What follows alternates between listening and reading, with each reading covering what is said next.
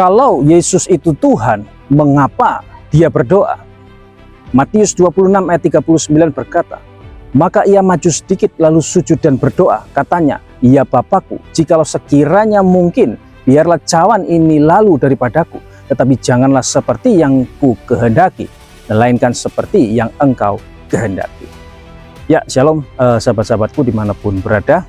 Saudara-saudara yang dikasihi dalam Tuhan, salah satu pertanyaan yang sering kali diajukan oleh mereka yang meragukan keilahian Yesus adalah, kalau Yesus itu Tuhan, kenapa atau mengapa dia itu berdoa? Apakah dia berdoa kepada dirinya sendiri? Bagi banyak orang ini tampak seperti kontradiksi. Jika Yesus itu adalah Allah, lalu kepada siapa dia berbicara di dalam doa? Pertanyaan ini penting karena menyentuh inti dari doktrin tentang Trinitas dan identitas Yesus sebagai Tuhan dan Juru Selamat. Nah, sekarang mari kita melihat 3 alasan utama mengapa Yesus itu berdoa dan bagaimana hal itu justru memperkuat kepercayaan kita kepada Yesus adalah Tuhan. Yang pertama, Yesus berdoa sebagai manusia yang sempurna. Saudara-saudara, Yesus adalah 100% Allah dan 100% manusia. Filipi 2 ayat 6-7 mengatakan bahwa Yesus yang walaupun dalam rupa Allah tidak menganggap kesetaraan dengan Allah itu sebagai milik yang harus dipertahankan, melainkan telah mengosongkan dirinya sendiri dan mengambil rupa seorang hamba. Nah, sebagai manusia yang sejati, Yesus menunjukkan ketergantungannya kepada Bapa itu melalui doa. Ini bukan berarti dia bukan Tuhan, tetapi karena dia datang ke dunia untuk hidup seperti manusia dan menjadi teladan bagi kita di dalam hal khususnya berdoa. C.S. Lewis berkata, Yesus tidak hanya datang untuk mati bagi kita, tetapi juga untuk mengajarkan kita bagaimana hidup dalam ketergantungan penuh kepada Allah. Itu kata Lewis. Tetapi ada alasan lain yang lebih dalam. Apa itu? Yesus berdoa karena hubungannya dengan Bapa dalam kesatuan Trinitas. Yang kedua, Yesus berdoa sebagai bagian dari relasi Trinitas. Saudara-saudara, Allah dalam Alkitab dinyatakan sebagai satu Allah dalam 3 pribadi, yaitu Bapa, Anak, dan Roh Kudus.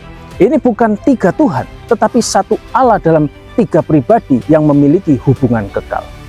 Ketika Yesus berdoa, itu bukan berarti dia berbicara kepada Tuhan lain, kepada Allah lain. Dia berbicara kepada Bapa di dalam satu kesatuan ilahi.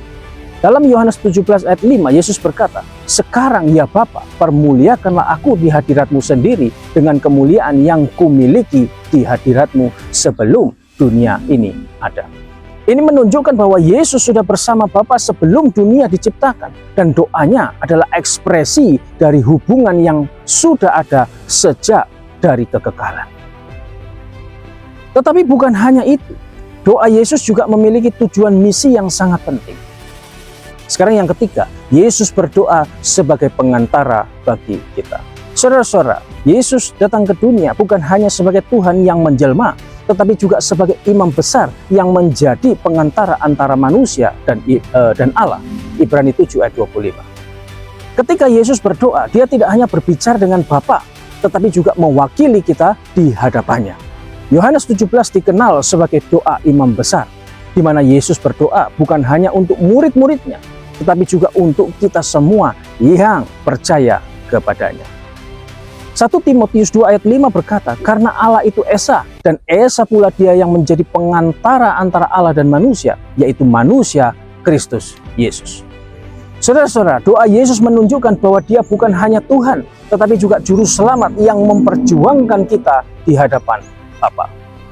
Nah, jadi setelah kita memahami alasan mengapa Yesus berdoa, bagaimana kita menanggapinya dalam kehidupan kita?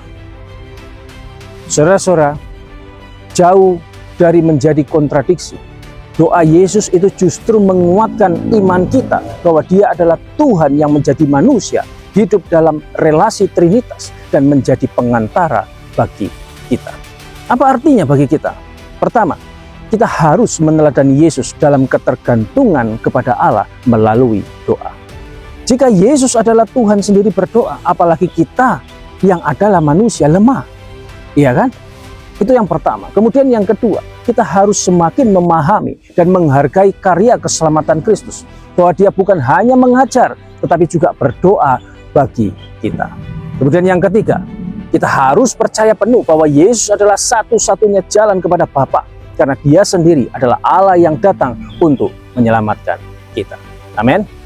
Saudara-saudara, ketika seseorang bertanya, kalau Yesus itu Tuhan, kenapa dia berdoa? Nah, sekarang kita tahu jawabannya.